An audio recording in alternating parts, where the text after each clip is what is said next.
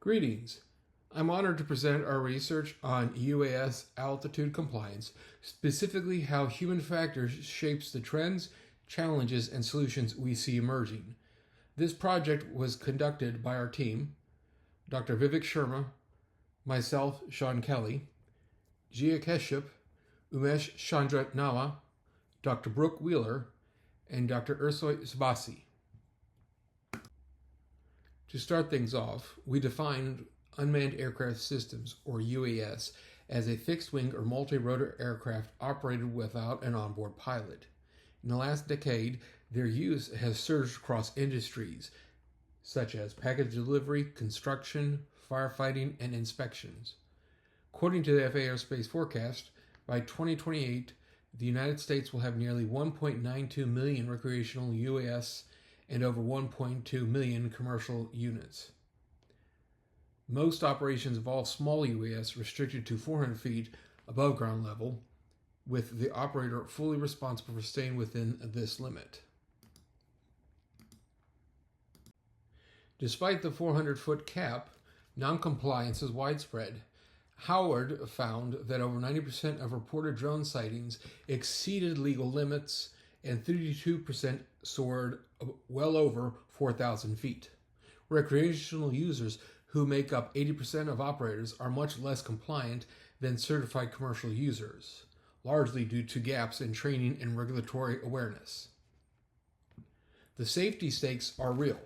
241 reported close encounters between drones and manned aircraft, including 6 near mid-air collisions. Human error drives 21% to 68% of UAS mishaps, depending on the system, with decision and skill-based mistakes most common. Poorly designed ground control stations cause 24% of UAS accidents, and high-altitude conditions, wind and freezing, amplify these risks. Our study is multifold. We had 2 statements. 1, to investigate the trends and regional patterns in UAS altitude deviations in the United States, and 2, to predict future trends in UAS altitude deviations based on historical data in the United States. We posed 3 research questions. First 2 are, what are the trends in UAS altitude deviations in the United States between 2021 to 2024? And then, what are the future trends in UAS altitude deviations can be predicted in the UAS in the United States based on the historical data between 2021 and 2024? Our exploratory research question, is to explore human factor issues related to UAS altitude compliance sightings. Looking into the literature review, current systems face clear gaps. FAA authorization are often temporary and location-specific, and inconsistent FAA data limits predictive research. Operators frequently violate airspace due to lack of awareness, and battery and communication limits push risky decisions. Emerging tools help but have limits. In Abraham's research, used natural language models like BERT to classify FAA incident reports with 96% accuracy. Still, predictive analytics struggle due to poor data sets, and UAS system designs lack consistent human-centered approaches. Behavioral differences between recreational and commercial use also remain underexplored. This study focused on all UAS operations in the United States, both commercial and recreational. Our target population was drawn from the FAA UAS sightings reported between January 2021 and December 2024 that exceeded 400 feet. The sample used in the analysis matched this accessible population. We employed a predictive correlational research methodology. This allowed us to examine historical trends in UAS altitude violations and to forecast future patterns in compliance based on past data. We analyzed a total of 7,392 reported UAS cases, organized by year and month.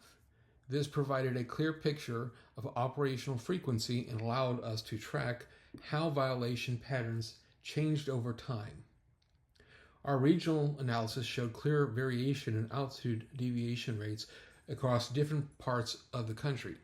Certain regions consistently reported higher violation rates, likely reflecting local differences in operator density, airspace complexity, recreational use patterns, topography, climatology. The monthly breakdown showed seasonal spikes in altitude violations, with peaks typically during the summer months. This suggests that human activity cycles, such as increased recreational flying, play a major role in shaping compliance patterns.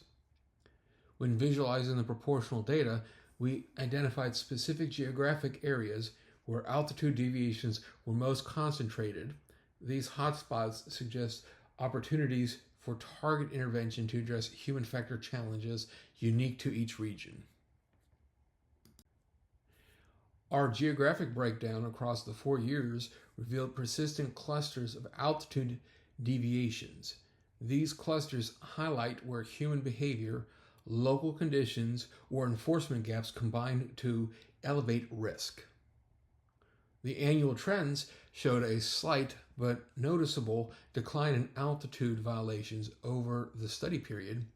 While encouraging, these declines are likely influenced by external factors such as regulatory updates or technological supports, rather than intrinsic shifts in human behavior. To understand where violations might go next, we ran a statistical prediction, basically asking, given past years, what can we expect in 2025? The model, shown in Table 3, gave us a formula. Violations decrease slightly each year, specifically about 22 fewer violations per year on average. The R-squared value at 0.161 means the model explains around 16% of the change we see over time. While that may sound small, it's statistically significant, meaning that downward trend isn't random or by chance. It reflects a real shift in reported violations. Figure 6 shows the prediction. We expect about 1,239 altitude violations in 2025, which is roughly 250 fewer than in 2024. In short, violations are declining modestly, but not dramatically. Other factors, especially human behavior, play a large role we can't fully explain with just year-to-year trends. The significance here is that positive change is happening, but to make a real impact, we need to target human factors, not just rely on time and external shifts. At the core of UAS operations are human limitations. Operators face reduced sensory input. They can't feel or hear the environment like a pilot on board can. There's command and control delay, meaning what's seen or done on a screen can lag behind real-time conditions. Cognitive workload is another issue. Managing visual, manual, and decision tasks at once creates strain. Poor interface design only adds to these challenges, making it harder for operators to stay aware and act correctly.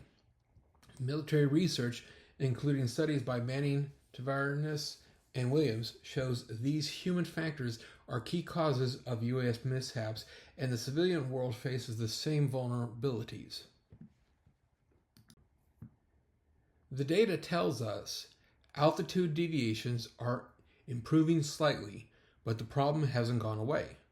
Seasonal spikes, especially in the summer, suggest human behaviors, not just tech or rules, are driving much of the risks. So what should we do? We recommend 3 things. First, requiring training and airspace knowledge testing of recreational users to boost awareness and skills. Second, promote geofencing or altitude alert features on consumer drones to provide real-time safety feedback. And third, expand the FAA outreach, focusing efforts on the regions and operator groups where the data shows the biggest challenge. Our study has several limits. The FAA sightings database relies on self-reports, which can be incomplete or biased. We didn't have direct data on human factors, meaning we had to interpret some patterns indirectly. Also, because our design is correlational, we can't claim that year causes the change, only that they're linked. Finally, some regions had sparse data, so we need caution when generalizing the results nationwide. Future research should combine sightings data with other sources, like incident reports or LANC authorizations, for a fuller picture. Simulator-based studies could also help us directly measure how workload, decision-making, and situational awareness affect compliance, especially comparing trained and untrained operators. To sum up, reported altitude violations have been declining modestly between 2021 and 2024, but human factors, operator behavior, awareness, fatigue, and decision-making remain at the heart of the compliance challenge. If we want long-term safety improvements, we need stronger regulations, better system design, and ongoing operator training. On behalf of my colleagues, I'd like to thank you for your time and your attention in this matter, and we open the floor to any questions. Thank you and have a good day.